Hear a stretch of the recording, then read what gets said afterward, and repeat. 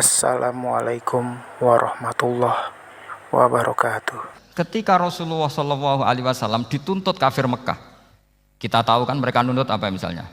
Mereka nuntut tuh, Muhammad, saya percaya kamu Rasul, tapi syaratnya Mekah yang tandus sulap, jadi kota yang subur makmur, menjadi jannat subur makmur. Atau begini saja Muhammad, kalau kamu gelo sama saya mangkel karena kita ada iman, turunkan saja azab, kisafah minas sama, turunkan saja azab.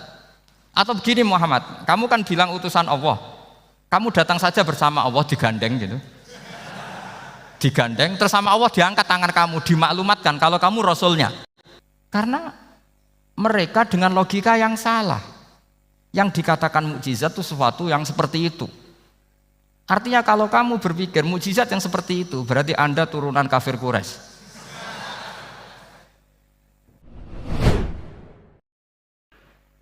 Kulo diminta panitia untuk bikin judul. Terus judul kulo adalah keistimewaan mukjizat Al-Quran. Kersane akurat nih kulo betul kerpean, jadi otoritatif. Karena kalau dalam pendapat ulama, kalau seorang mubalek atau seorang ulama atau siapa saja kok ngomong tanpa teks itu dia tersangka sebagai musyarrek. Musyarrek itu menandingi syariatnya Rasulullah Shallallahu Alaihi Wasallam dengan pikiran-pikirannya, dengan jargon-jargonnya. Jadi itu masalah besar kalau dalam tradisi ulama, karena pikirannya tidak musalsal, tidak ada silsilahnya ila Rasulillah Shallallahu Alaihi Wasallam. Makanya saya meskipun banyak orang percaya ngaji di mana-mana itu bawa kitab.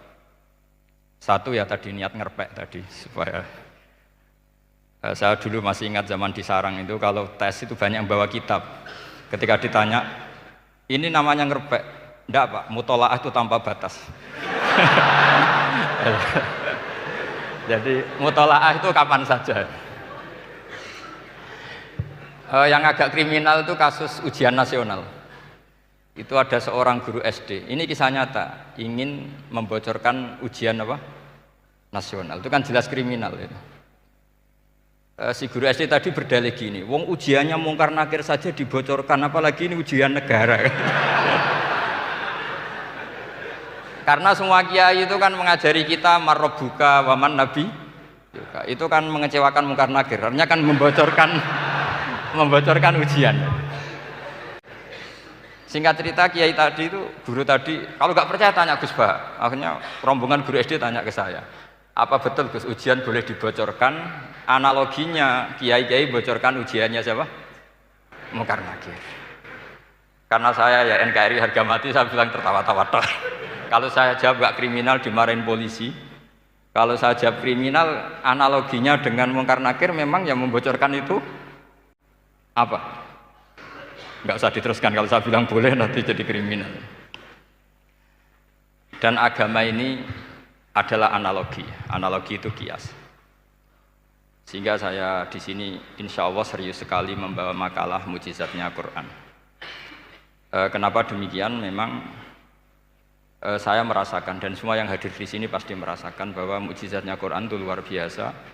Sehingga kita satu-satunya umat yang enggak ditunggui Rasul, tapi kualitas iman kita insya Allah menyamai periode-periode sahabatnya Rasulullah Sallallahu Alaihi Wasallam. Tapi syaratnya tadi ya, dengan pikiran yang sama, dengan teks yang sama, dengan rasa yang sama, dengan kejiwaan yang sama. Caranya gimana supaya sama? Kita harus terus membaca teks. Teks itu mengingatkan kita. Misalnya begini, yang dikatakan mukjizat itu kan sesuatu dahsyat yang dalam nalar manusia itu nggak mungkin terjadi. Misalnya ontanya Nabi Soleh keluar dari batu besar, itu kan satu peristiwa yang akal manusia tidak sampai. Begitu juga tongkatnya Nabi Musa membelah Laut Merah, yang akal manusia itu tidak sampai. Tapi pikiran itu menurut mazhab kita yang waras ini, saya ulang lagi, kita yang waras itu pikiran kriminal, itu salah. Saya ulang lagi ya, kita semua kan umatnya Rasulullah Shallallahu Alaihi Wasallam. Semoga benar-benar umatnya Nabi, bukan Islam yang kumat. Karena orang Islam itu pilihannya hanya dua, kalau nggak bersatu umat Islam ya Islam yang kumat. Kumat itu agak gitu, namanya kumat dalam bahasa Jawa. Begini, saya ulang lagi ya. Yang dikatakan mukjizat itu amrun khariqun lil adat, sesuatu yang luar biasa, kemudian dalam tanda kutip yang manusia itu tidak mampu, sehingga itu dikatakan mukjizat, seperti tongkatnya Nabi Musa dan untanya Nabi Nuh yang keluar dari batu besar. Kalau kalian ingin jadi wali, pikiran seperti itu udah akan jadi wali. Gagal itu di KPU gagal. Itu. Jadi nggak usah sampai MK, di KPU sudah gagal. Kenapa demikian? Pertanyaannya begini. Memangnya sesuatu yang wajar kita lihat keseharian itu dalam kemampuan manusia? Saya ulang lagi. Memangnya sesuatu yang biasa saja, yang normal saja itu dalam kemampuan manusia? Enggak juga kan? Manusia bisa enggak bikin unta? Yang wajar saja, yang lewat indukan, bisa enggak? Enggak kan? Manusia bisa bikin laut enggak? Enggak kan? Jadi kalau mukjizat itu dengan definisi sesuatu yang manusia tidak mampu, memangnya keseharian alam ini manusia mampu? Enggak juga kan? Nah, karena agama Islam dengan logika itu, Rasulullah SAW menolak mukjizat yang seperti itu. Ya, menolak mukjizat yang seperti itu. Makanya saya bilang pikiran pertama tadi itu kriminal, karena itu ditolak oleh Rasulullah SAW. Karena ya itu tadi, kalau itu dituruti, lama-lama kita tidak tahu kedahsyatan ciptaan Allah keseharian. Makanya ketika Rasulullah diminta laula utiya mislama utiya Musa, ya Muhammad itu punya mukjizat kayak tongkat Nabi Musa. Kasolihin Nuh, kasolihi soleh. Apa karena koti apa? Soleh. Sebagaimana untanya Nabi Soleh. Apa jawabnya Allah? Wa ma min dabatin fil ardi wala ta'iri yatiru bi janahihi illa umamun amsalukum. Sebagian dijawab inna fi khalqis samawati wal ardi wa ikhtilafil laili wan nahar sampai saat terusnya wa tasrifir riyah saat terusnya la ayatil liqaumi yaqilun. Karena logika yang terbangun begini, dan ini saya ulang lagi, ini syarat utama jadi wali. Ini masih satu poin. Nanti ACC-nya nunggu ketua-ketuanya. Tapi kamu jangan bayangkan wali itu kayak Sunan Kudus tunda. Jadi kalau kamu jadi wali itu maknanya kullu mukminin waliyullah itu diikhyakan banyak. Setiap mukmin itu walinya Allah. Tapi maknanya gini, waliyullahi wong sing disaakeni Allah. Itu jadi enggak usah dimaknani kekasih Allah. Ya. Jadi karena dalam bahasa Arab itu waliyul yatim adalah orang yang kasihan sama anak yatim sehingga diurus segala keperluannya. Perempuan yang perawan punya bapak namanya apa? Wali. Artinya si bapak sayang sama putrinya disebut apa? Wali.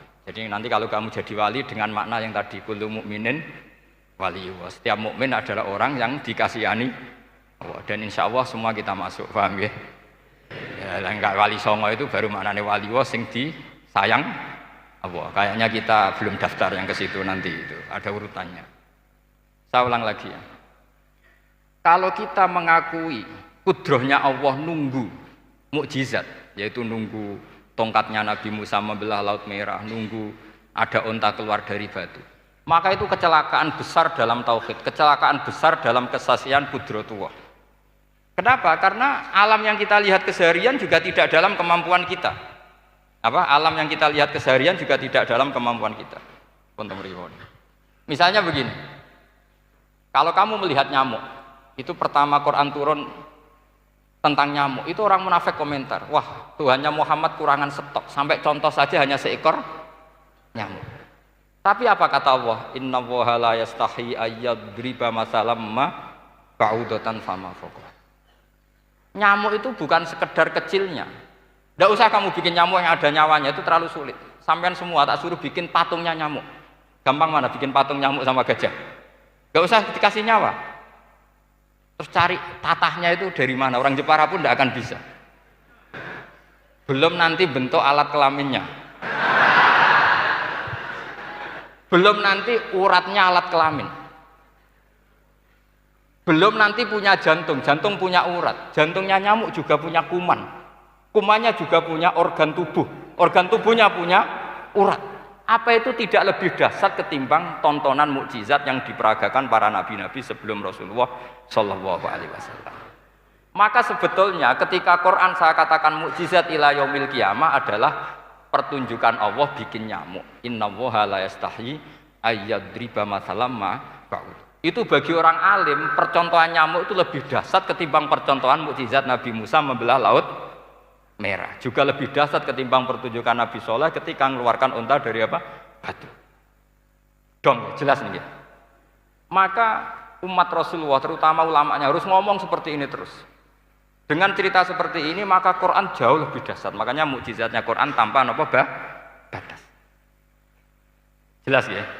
Makanya kita harus bertobat secara masif, mengatakan kedahsyatan adalah nunggu sesuatu yang khariqun lil adat. Bahwa yang kita lihat keseharian adalah semua di luar kemampuan kita.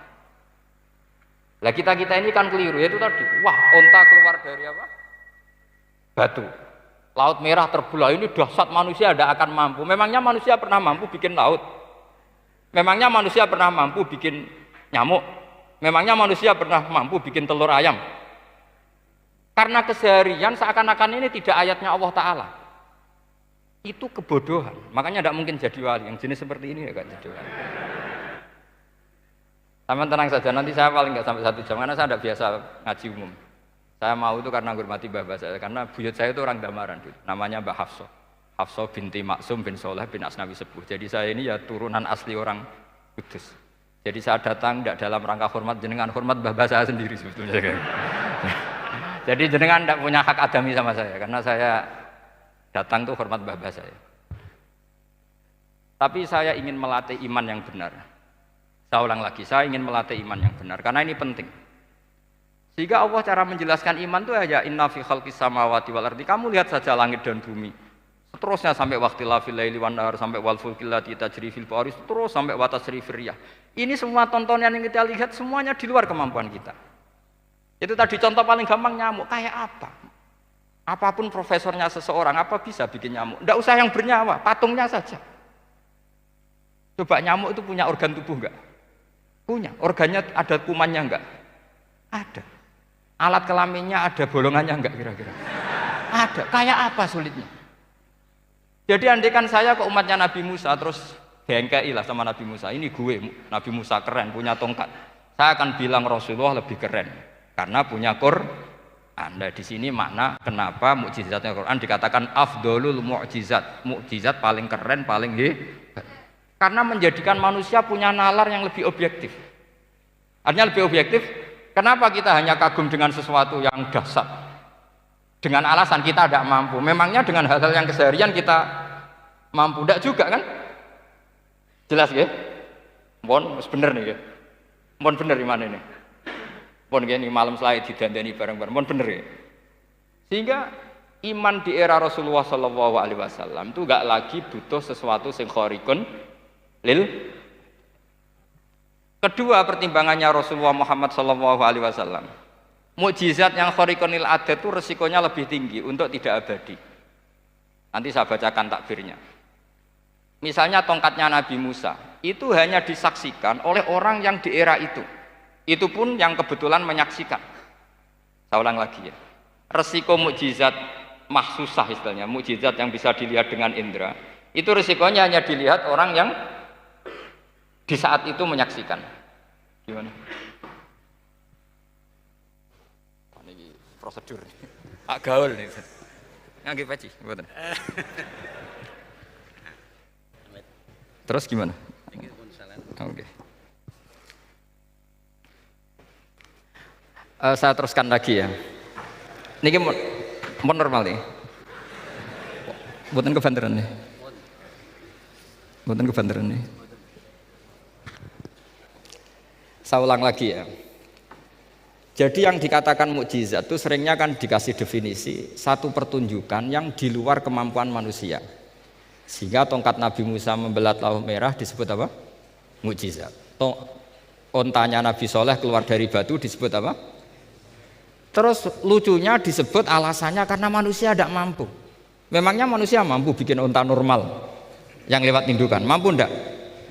Artinya umatnya Rasulullah lebih sering melihat kekuatan Allah Subhanahu wa ta'ala kulla waqtin wa hinin, setiap saat, karena cara berpikir sudah dibenahi Al-Qur'anul Karim. Paham ya? Maka untuk jadi wali umatnya Nabi itu lebih mungkin karena melihat kedahsyatan Allah setiap saat. Tidak usah nunggu sesuatu yang super kayak apa? Kan filakil bahri, sebagaimana laut terbelah oleh tongkatnya Nabi siapa? Musa. Terus ketiga, kalau logika mukjizat gini itu terus-menerus seperti yang dialami Nabi Musa, resikonya adalah umat selalu menuntut hal yang aneh-aneh dan melupakan hal yang pokok. Itu lebih bahaya lagi. Misalnya begini contoh gampang. Kita ini hidup di bumi setelah sampean belajar ilmu falak atau astronomi atau belajar geologi. Planet yang sebesar ini apa? Semuanya itu sudah maha dahsyat. Gara-gara kita berpikir butuh kejadian yang aneh, ya gara-gara ingin kejadian yang aneh, mungkin lama-lama Anda ingin cari model hewan yang kepalanya itu di pantat, baru percaya kudrahnya Allah. Lama-lama kamu jadi dukun, seneng ular yang berkepala manusia, itu baru dahsyat. Nanti menjadi klinik. Makanya kritiknya ulama, mukjizat itu tidak perlu dituruti. Karena kalau dituruti itu bahaya bagi kelangsungan kenormalan kita. Makanya kata Abdul Hamid Khan, termasuk kitab yang saya kagumi, kata beliau begini, yang menjadikan orang kafir adalah dia nganggep kudrahnya Allah Ta'ala itu bergantung sesuatu yang dahsyat. Dia nggak sadar bahwa keseharian dalam hidupnya semuanya pertunjukan kudrahnya Allah Subhanahu wa Ta'ala. Kayak tadi, saya contohkan nyamuk tadi. Inna woha la yastahi ayyadriba masalam ma. Terusannya ba'udotan fama fokwa. Kayak apa? Susahnya bikin nyamuk. Sudah kecil, punya alat kelamin, punya organ, punya urat. Lalu dalam tubuhnya juga ada kuman, kumannya juga berorgan. Kebayang nggak Anda bikin seperti itu? Enggak. Dahsyat mana dengan tongkatnya Nabi Musa? Sama-sama berstatus kita tidak mampu sama sekali. Dahsyat mana? Sama kan? Nah, itu yang diinginkan Rasulullah Shallallahu Alaihi Wasallam, dan Al-Quran menggiring kita cara berpikir begitu terus. Sehingga Quran cukup menghentikan wa ma min dabbatin fil ardi wala ta'iri yatiru bi janahaihi illa umamun amsalukum. Sebetulnya burung yang setiap hari terbang, yang setiap hari lewat Anda, itu semuanya bukti kekuasaan Allah Subhanahu wa Ta'ala. Tidak usah nunggu kejadian-kejadian super dahsyat. Terus keempat, korbannya para kiai, termasuk saya. Jadi nanti kalau saya tidak bisa haji terbang, wah tidak kiai, tidak bisa terbang. Tidak bisa kayak Harry and Potter misalnya gitu, tidak bisa kayak Harry. Jadi nanti kiai juga dituntut gitu, bisa terbang kayak Aladin. Jadi nanti repot. Semua kebenaran agama bergantung pimpinannya ini punya kedahsyatan-kedahsyatan itu. Akhirnya celakanya apa? Ada orang yang pura-pura dahsyat tapi penipu, kayak kasusnya Dimas Kanjeng. Oh nggih. Mboten apa-apa, sing penting ini lancar mon. Nggih nggih.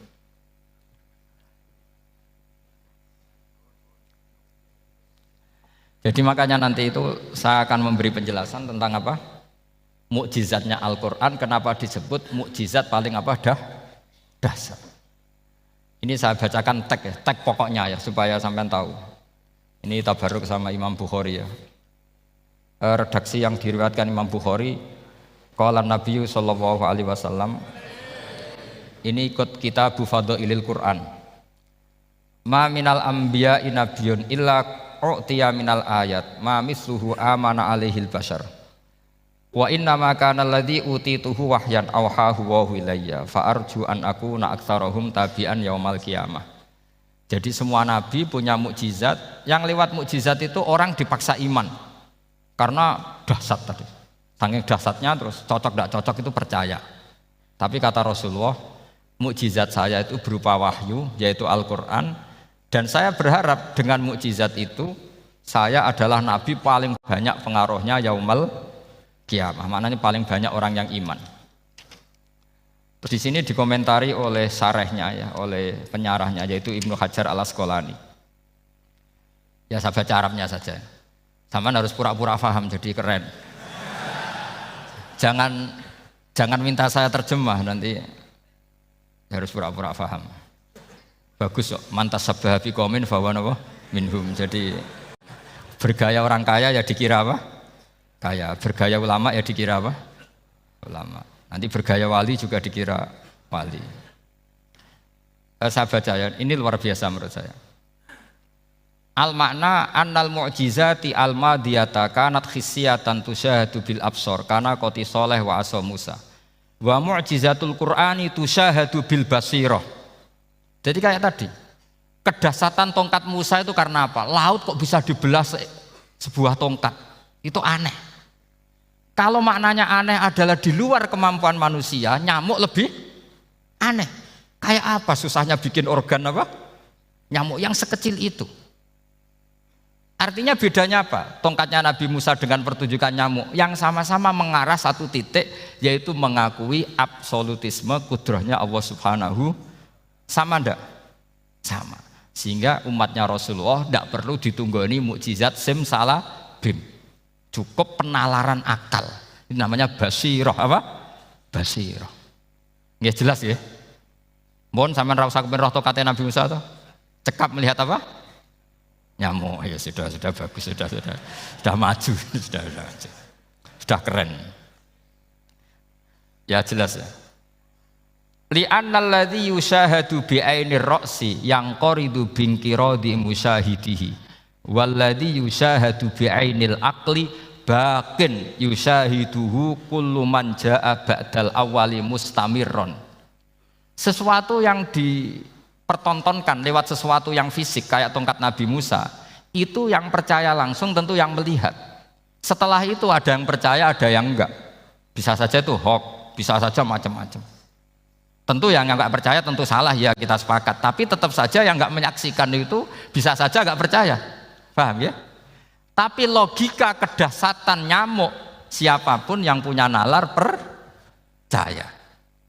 Artinya giringan Al-Quran untuk melihat mukjizat itu kedahsyatan Allah bikin nyamuk itu abadi ila yaumil kiamah, dan siapapun yang waras akan ikrar dan tetap menyaksikan karena insya Allah ada nyamuk terus ila yaumil kiamah. Itu kan teman tidur kita, paham? Makanya kamu kompromi dengan nyamuk, sekali-kali jangan dicaplek, ini ayatnya Allah. Ya bila perlu dicium, dielus-elus gitu. Karena saya yakin yang hadir di sini andekan melihat tongkatnya Nabi Musa kira-kira dilus-lus enggak? Kira-kira? Andekan loh, kamu punya kesempatan melihat tongkatnya Nabi Musa, gimana? Dilus-lus, dikai mori, dikai kembang 7 taman, kan gitu. Tapi kenapa nyamuk enggak kamu begitukan? Toh sama-sama ini ayatnya Allah yang luar biasa. Makanya ini ngaji di sini saya ulang lagi, sama ndak perlu merasa punya hak adami sama saya, karena saya memang buyut saya kandung itu orang Gamaran, namanya Mbah Hafsah. Hafsah itu binti Maksum bin Soleh bin Asnawi Sepuh. Jadi saya ini termasuk turunan beliau yang keluar dari Kudus di Rembang. Karena mbah saya kandung itu sepupunya Mbah Sahal, ya sama Mbah Sahal ibunya Badiah, Badiah ya putrinya Mbah Hafsah ini. Kalau ibu saya namanya Sofiyah ya putrinya Mbah Hafsah ini. Jadi kenapa saya cerita ini ya memang Quran sudah terang-terangan ngendikan dzurriyatam ba'duhan apa mimba. Jadi kekuatan dzurriyah itu luar biasa. Jadi kita menjaga harkat dan martabat para leluhur supaya ilmu ini terjaga. Jangan marisi gayane tok, bae alim terus putune pedita-pediti gak alim terus gak keren, menurut saya itu malu gitu. Jadi marisi itu ya kalau putunya orang alim ya alimnya, jangan marisi mulyane. Engko ora alim terus mulya tok gelem dicucup itu gak keren menurut saya.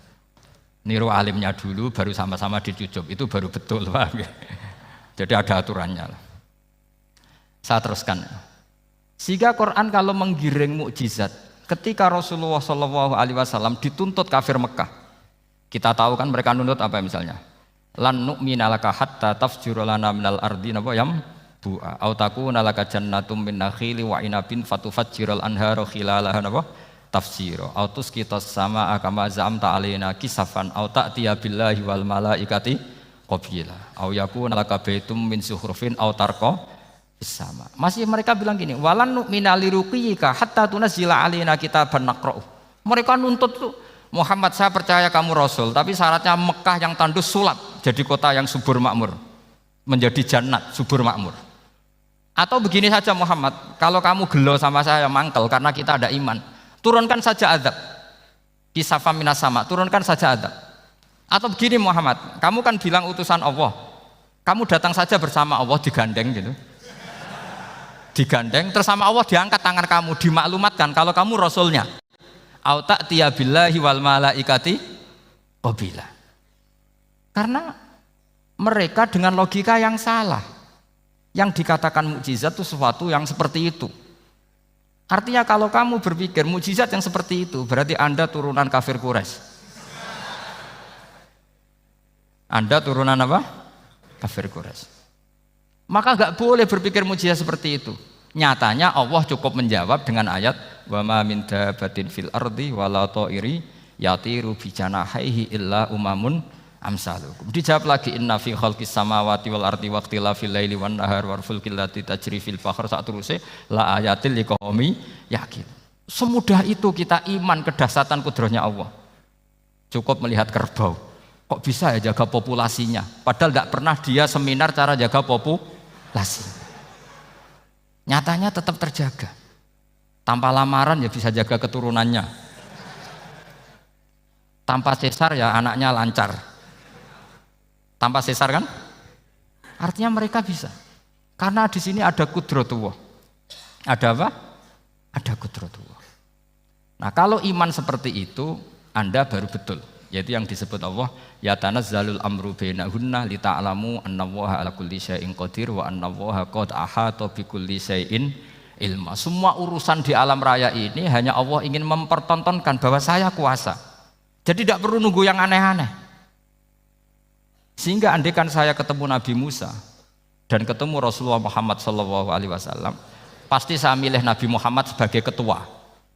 Karena Nabi Muhammad yang bikin sarana iman dengan sarana yang seluas-luasnya, dan sarana ini tidak habis dan ada di mana saja, yaitu sarana ikrar bahwa Allah kudrah dan kudrahnya tanpa batas. Nabi bikin sarana apa saja, melihat langit, bumi, lautan, nyamuk, hewan, semuanya sarana untuk ikrar kudrahnya Allah Subhanahu wa ta'ala. Sementara Nabi Musa mempertontonkan hanya nunggu mukjizat sing khariqun lil adat. Paham ya? Makanya wajar kalau Nabi bergelar Afdholul Anbiya Sayyidul Awwalin wal Akhirin. Karena memang lebih efektif cara menggiring supaya orang iman. Sekarang sudah tahu kenapa Nabi jadi Sayyidul Awwalin wal Akhirin? Sudah. Mungkin kemarin-kemarin tahu tapi gak tahu logikanya. Pokok iman. Selewat ke musola ngaji iman. Itu iman yang kurang betul itu, karena tanpa nadzor. Itu namanya taklid yang statusnya mukhtalaf alaih, masih disidangkan di MK, paham ya? Iman. Jadi iman taklid itu iman yang masih disidangkan oleh para ulama. Ada hakim yang bilang sah, ada hakim bilang tidak sah. Tanya anak-anak Qudsiyah. Imanul muqallid itu mukhtalaf alaih apa mujma' alaih? Mukhtalaf alaih. Kalau imanu ahli nadzar mujma' alaih. Insyaallah barokahnya ngaji ini semuanya min ahli nadzar, apa? Min ahlin, jangan amin sudah jadi, ini sudah jadi ini. Kalau amin kan masih berdoa, bisa makbul bisa ndak. Nggak boleh iman kok. Ayo iman kepada Allah dan Rasul, amin, ndak boleh. Sesuatu yang pasti ndak boleh diamini, itu kan jadi kacau nanti. Harus bilang apa? Sami'na wa ta'na. Nanti lama-lama kamu disuruh Allah, ayo sholat, amin. Ndak boleh. Jadi amin itu ada itu. Ada aturannya. Tapi bukan berarti saya nyalahkan jenengan, enggak. Ya memang salah gitu. Jadi ya usah saya memang statusnya salah. Ya saya ulang lagi ya. Berarti Rasulullah adalah Rasul yang sukses membuat sarana orang kembali ke Allah, mengakui kudrahnya Allah dengan sarana apa saja. Melihat rumput, melihat hewan, dan hewan itu ya apa saja. Gabah itu apa saja. Hewan yang melata di bumi apa saja, semua bukti kudrahnya Allah. Bahkan Rasulullah sukses membiarkan umatnya nggak ditunggui beliau tetap iman. Mergo ditunggui konsep sing super, gini kok Al-Qur'anul Karim. Jelas ya? Tapi caranya memahami ya seperti yang saya terangkan ini. Ya saya baca lagi ya, yang jadi annal mu'jizati, pakai jama' mu'annas salim, annal mu'jizati al-madiyata, mukjizat-mukjizat yang sudah kelewat itu kanat khisiatan, bersifat fisik. tusyahadu bil absor, hanya bisa dilihat dengan mata kepala. Karena qoti soleh wa asa Musa wa mu'jizatul Qur'ani tusyahadu bil basirah. Sementara mukjizatnya Quran disaksikan dengan mata hati, dan setiap orang punya mata hati. Fayakunu man yattabi'uhu li ajliha aksar li anna alladhi yusyahadu bi ainir ra'si yang qoridu bin qiradi musyahidihi walladhi yusyahadu bi ainil aqli baqin yusyahiduhu kullu man jaa badal awal mustamirron. Sesuatu yang dilihat dengan mata kepala, setelah para saksi ini meninggal, maka setelahnya mencari-cari, bisa percaya bisa enggak. Tapi mukjizat yang disaksikan mata hati, siapapun percaya dan sampai ila yaumil kiamah. Dan tentu Quran lebih unggul dalam hal ini. Dan insya Allah kita semua adalah ahli Quran. Yaitu harus punya kesimpulan falam mata bayana lahu qala a'lamu annallaha ala kulli syai'in qadir. Sebagian ayat walita alamu annallaha ala kulli syai'in qadir wa annallaha qad ahata bi kulli syai'in ilma. Itu kenapa mukjizat Al-Qur'an dasar. Itu yang gampang-gampang ya, melihat nyamuk, unta, kerbau itu yang gampang. Anda tak naikkan kelas sedikit menjadi agak ilmiah. Misalnya begini, kamu ahli falak. Misalnya kamu ahli falak. Misalnya kayak Batu Rehan ya. Itu pasti tahu kalau matahari dan rembulan dibikin Allah itu asyamsu wal qamaru bihusban. Bahwa matahari dan rembulan dibikin ini untuk hisab. Walladzi ja'ala syamsa diya wal qamara nura wa qaddarahu manazila li ta'lamu 'adadas sinina wal hisab. Sehingga ketika ternyata betul samsiah bisa dihitung menjadi tahun samsiah, yang oleh bahasa milenial disebut Masihiyah. Sayyidina Umar agak tersinggung. Sebetulnya yang namanya hisab itu tidak ada hubungannya dengan Masehi dan Hijriyah, itu tidak ada. Semua berdasar matahari atau apa? Rembulan. Lah sialnya yang samsiah ini oleh bahasa internasional disebut apa? Masihiyah. Makanya Sayyidina Umar marah terus bilang ya sudah kalau gitu Qamariyah bikin apa? Hijriyah. Jadi itu sebenarnya nama politik. Sebetulnya kalau objektif yang jadi ukuran ya samsiah sama Qamariyah. Berhubung ini sudah diambil tetangga partai sebelah, akhirnya ya kira-kira gitu loh. Jadi kira-kira seperti itu. Akhirnya kita namanya apa? Hijriyah, apa samsiah sama apa? Hijriyah. Sebetulnya yang asli ya samsiah, Qamariyah. Tapi nggak apa-apa lah. Dunia itu mesti ada politiknya. Lah yang repot orang-orang fanatik hukum pakai bahasa nasional, itu repot. Jadi misalnya kematian Yesus Kristus, itu mesti Batu Rehan kan nggak percaya. Akhirnya ditambahi kematian Sibeh. Karena kalau bilang iya kan percaya, makanya ditambahi apa? Sibeh. Karena menurut orang Islam berkeyakinan Nabi Isa itu nggak terbunuh, maka ditambahi apa? Sibeh.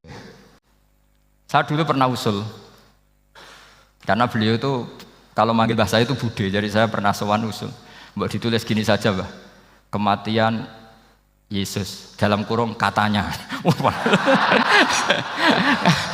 Tapi mungkin terlalu vulgar ya. Jadi akhirnya dibikin apa? Sibeh ya. Di kalender Kudus kan apa? Sibeh ya, ditambahi Sibeh. Ya nggak apa-apa lah. Yang penting keyakinannya masih benar gitu. Jadi masih benar. Kalau usulan saya terlalu ekstrim, masa dikasih apa? Katanya. Ya karena memang begitu kan, kita berkeyakinan Nabi Isa itu gak terbunuh. Wa ma qataluhu wa ma sholabuhu walakin syubbihalahu. Jadi ini saya teruskan, ini paling masih seperempat jam ini. Kalau kelamaan sampai dolim itu ganggu kiai lama-lama gitu. Saya tadi sudah bilang sama panitia, orang Indonesia itu gak sopan. Kalau suka kiai itu didatangkan, itu agak masalah sebetulnya. Dalam etika itu masalah. Kalau seneng kiai ya sowan ngaji, jangan sowan di dalam, itu ganggu ya, sowan ngaji saja. Dulu Imam Malik itu anaknya raja itu, Imam Malik itu seangkatan dengan Harun Ar-Rasyid. Makanya jangan berharap kalau saya gampang diundang. Bukan karena saya sombong, memang etikanya seperti itu. Jadi Imam Malik diminta datang ke istana untuk ngajar anak-anaknya Harun apa? Ar-Rasyid. Masyhur Imam Malik tersinggung terus kata bilang, al ilmu yu'ta la ya'ti. Ilmu itu disowani bukan sowan. Akhirnya Harun Ar-Rasyid minta anak-anaknya datang ngaji ke Imam Malik. Itu anak presiden. Imam Malik berani, al ilmu yu'ta la ya'ti. Tapi kalian beruntung karena saya hormat sama mbah-mbah saya di sini. Wong makom buyut saya itu ya berarti apa ya? Selatannya makamnya Sayyid Ja'far Shadiq itu di situ kan ada makamnya Mbah Soleh, Mbah Maksum, itu mbah-mbah saya. Makanya dulu saya ngaji di sini lama di Damaran itu. Maksudnya lama itu ya mungkin setahun. Karena saya memang mulai kecil di sarang, sampai sekarang saya masih ngajar di sarang. Tapi dulu cukup ya, karena saya kesini sudah hafal Quran, jadi hanya setor setiap hari satu juz, jadi cepat lah. Saya tidak punya masalah ingatan, alhamdulillah, jadi cepat hafal. Saya terangkan lagi ya, ini penting ya, masalah mukjizatnya Quran. Selama ini orang tuh mau bilang tok, mukjizatnya Quran itu dahsyat, tapi nggak bisa menerangkan. Itu masalah. Makanya kita harus bisa menerangkan mukjizatnya Quran dahsyat itu apanya. Yaitu tadi, tongkatnya Nabi Musa hanya disaksikan oleh orang yang di era itu. Toh tujuannya mukjizat adalah diakui kemudian orang menjadi iman.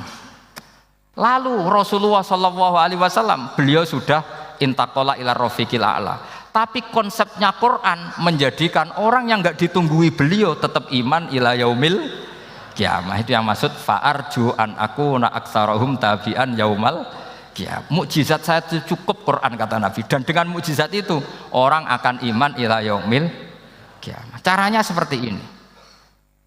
Karena tadi sedahsyat-dahsyatnya mukjizat, tujuan utama orang terdikte supaya ikrar ngakui kudrohnya Allah. Lah ngono kok ngenteni tongkat sakti lah opo? Cukup deloknya mau. Paham ya? Jelas ya? Alhamdulillah mau naik kelas ini sudah benar ini sudah benar. Terus kedua begini, kedahsyatan Quran lagi. Quran itu bisa merunut, mentartibkan logika. Bahkan logika ini logika yang universal. Siapa saja merasakan logika itu. Misalnya begini, dulu orang kafir itu punya Tuhan banyak. Tentu yang dipertuhankan ya mana? Yang dipertuhankan itu banyak. Karena pikiran mereka urusan banyak, problem banyak, ya Tuhannya harus banyak. Ada BPKB 3D kan, istri cerewet macam-macam lah, itu kan. Problemnya banyak, maka Tuhannya harus banyak. Karena Tuhan itu maknanya penyelesai masalah. Sehingga kalau masalahnya banyak, Tuhan harus banyak. Ketika Rasulullah membawa konsep satu Tuhan, mereka janggal. Makanya mereka bilang, aja'alal alihata ilaha wahida inna hadza lasyai'un ujab. Masa Tuhan satu? Ini aneh, nggak bisa. Tuhan harus banyak karena masalah kita banyak. Itu terpatri di otak mereka, terpatri. Lalu Nabi dengan santai diajari Allah menerangkan, andaikan kalian punya majikan banyak dan perintahnya beda-beda, kamu suka enggak? Ya enggak suka, Mat, enggak enak. Punya majikan banyak itu udah enak. Milih mana majikan banyak sama satu? Satu aja, Mat. Tuhan kamu adalah majikan kamu. Kalau banyak kamu bingung. Ya, Mat, satu aja, Mat. Itu segampang itu. Jadi menggiring, Tuhan itu kan bos kita, tuan kita. Kalau banyak berarti yang memerintah kita banyak, dan bisa konflik bos-bos kita ini karena berebut anak buah tadi. Akhirnya mereka, kalau kamu punya majikan banyak dan perintahnya beda-beda, semuanya minta dilayani, kamu pusing enggak? Ya pusing, Mat. Minta mana? Majikan banyak sama satu? Satu saja, Muhammad. Ya Tuhan kamu adalah atasan kamu, maka harus satu. Mereka paham. Oke, Mat, Tuhan satu. Itu yang dimaksud dorobawaw matalar rojulan fihi syuraka umutasyakisuna wa rojulan salamal lirojul hal yastawiyani masalah. Langsung alhamdulillah, karena mereka yang paling bodoh pun paham dengan logika itu, paham kalau Tuhan banyak, perintahnya banyak, kita repot. Maka Allah bikin satu masalan, yaitu rojulan fihi syuraka umutasyakisuna wa rojulan salamal lirojul. Satu lelaki, satu bos, satu perintah. Kayak apa mudahnya Allah. Kemudian mereka tetap menuhankan Lata, Hubal, dan Uzza karena mereka dipertuhankan. Sebenarnya nggak pernah Tuhan, tapi dipertuhankan. Allah memberi contoh itu sederhana sekali. Wa daraballahu mathalan rajulaini ahaduhuma abkam la yaqdiru ala syai'in wa huwa kallun ala maulah aina ma yuwajjihu la ya'ti bi khair hal yastawi huwa may ya'muru bil adl. Kata Rasulullah, Lata itu menurut kamu apa? Ya Tuhan kami. Muhammad, Hubal ya Tuhan kami. Uzzal ya Tuhan kami. Lalu kalau mereka kotor ya saya mandikan. Kalau hidungnya coplok ya saya tata. Terus kata Rasulullah begini, kamu mau nggak punya budak atau pembantu yang buta, tuli, bisu? Kamu mau nggak punya pembantu? Pembantu loh ya, pembantu itu budak zaman dulu. Kamu mau nggak punya pembantu yang buta, yang tuli, yang bisu? Wah gak doyan mat, nggak apa pembantu ngono. Yang pembantu saja kamu nggak mau yang gitu kok malah punya bos begitu? Orang yang tuli, yang bisu, yang kopok, jadi pembantu saja nggak layak kok malah jadi pangeran. Paham ya? Arca dan berhala itu kan nggak bisa apa-apa. Kamu mau gaji ngasih THR pembantu yang kopok, bisu, picek, mau? Wong jadi pembantu saja nggak sah kok mau jadi apa? Tuhan atau jadi majikan. Jadi Allah bikin contoh gampang sekali. Wa daraballahu mathalan rajulaini ahaduma abkam la yaqdiru ala syai'in, enggak bisa apa saja. Wa wa kallun amala maulah, anane ngrepoti tok. Ainama yuwajjihu la yati bi khair. Mudah sekali. Akhirnya mereka berbondong-bondong iman karena logikanya ditata oleh logika Al-Qur'an. Makanya agama ini sebenarnya enggak pernah datang dengan kekerasan, itu enggak pernah. Bil hujjah, dengan argumentasi. Itu disebut qul falillahil hujjatul baligh. Nah sekarang orang rapati soal argumentasi, senengannya neror. Itu rapati ngaji. Sebenarnya agama ini mudah. Ad-dinu yusrun, agama ini mudah, logikanya gampang.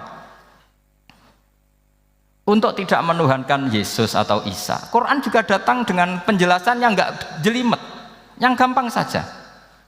Kata Allah, mal masihu ibnu maryam illa rasul qad khalas min qablihir rusul wa ummuhu siddiqah kana yakulanit. Kok arani pangeran piye? Nek mangan ya lesu. Kamu kebayang enggak misalnya punya Tuhan terus mbok gratisi pas marung. Terus kamu bangga, alhamdulillah tadi habis nggrasiti Tuhan. Tadi kelihatannya kelaparan, tak gratisi, senangnya bukan main. Kamu mau punya Tuhan yang seperti itu? Mau? Enggak mau kan? Allah menjelaskan kana yakulanit. Kuduyan sego, artinya nak orang mangan yo lemes. Pas kamu minta, ternyata Tuhannya baru lemes. Jadi Quran itu tidak sinis enggak, tapi menggiring logika bahwa ini tidak mungkin Tuhan. Wong kana yakulanit. Gampang kan? Itu gampang. Gampang sekali, logika Quran itu gampang sekali. Dan masalahnya kita sekarang tidak mengkaji Quran yang sisi ini. Ya termasuk kritik kita ya, tapi ya sudahlah, ini dunia ya macam-macam. Ono sing ngaramno lomba, ono sing mendukung lomba, macam-macam. Saya tidak dalam posisi mendukung dan menolak.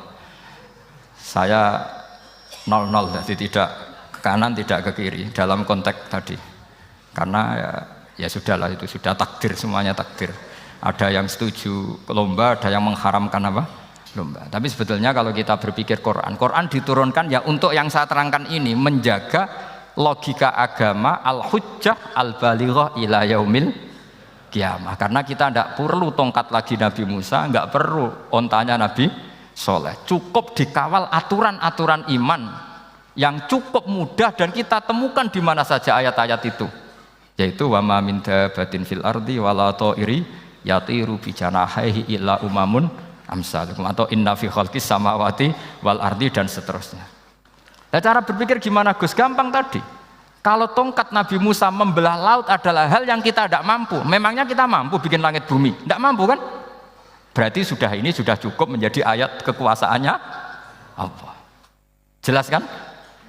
Maka mukjizat Quran ini mengawal umatnya Rasulullah SAW ila yaumil kiamat dengan logika seperti itu. Saya ulang lagi, dengan logika seperti itu. Maka ulama enggak boleh berhenti seperti saya ngomong terus seperti ini. Makanya ngendikane Allah, lam yakunil ladzina kafaru min ahlil kitabi wal musyrikina munfakina hatta ta'tiyahumul bayyinah. Bayyinah itu apa? Rasulun minallah yatlu suhufam mutahhar.